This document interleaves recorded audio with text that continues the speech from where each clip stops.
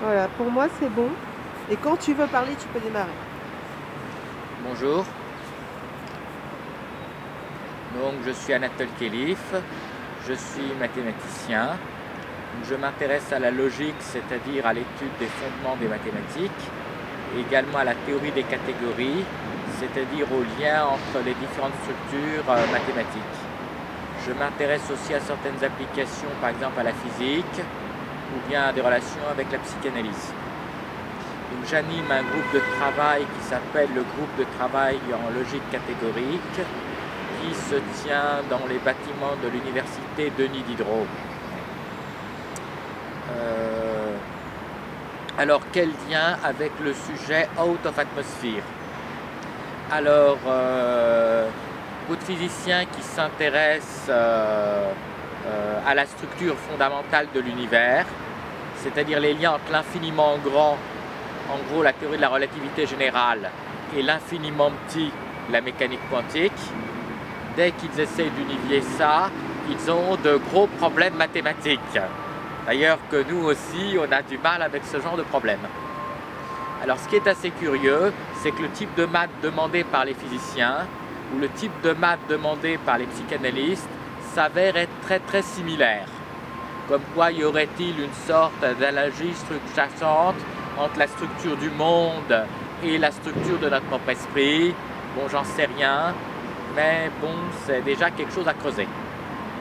Alors le problème out of atmosphere se permet par exemple de poser la question: existe-t-il des vies par exemple ou des autres modes de pensée sur d'autres planètes? Bon, l'univers étant très vaste, j'ai tendance à penser que vu les probabilités, vraisemblablement il existe de la vie sur une autre planète. En revanche, l'hypothèse qu'ils viennent nous visiter avec des soucoupes et des petits hommes verts qui débarquent, j'avoue que là, je suis beaucoup moins convaincu. Enfin bon, je demande à voir. Alors, après toute la question qu'on peut se demander, qu'est-ce que l'univers? Par exemple, on sait que les différentes ondes peuvent être données avec différentes fréquences. Donc on peut se demander s'il n'existe pas des sortes d'êtres où effectivement les fréquences, ce qui sont les fréquences pour nous seraient les positions pour eux, et ce qui correspond par exemple à l'énergie pour nous serait le temps pour eux. Donc la notion d'univers peut être rendue extrêmement complexe. On peut aussi se poser la question si des événements qui n'arrivent pas mais pourraient arriver ont une certaine réalité. Donc même quand ça ressemble à de la science-fiction, c'est possible de modéliser mathématiquement.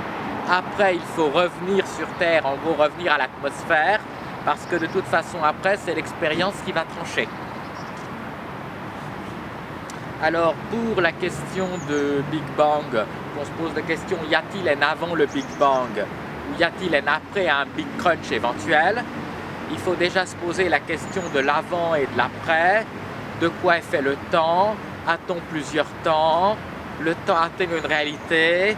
Ça fait beaucoup de questions.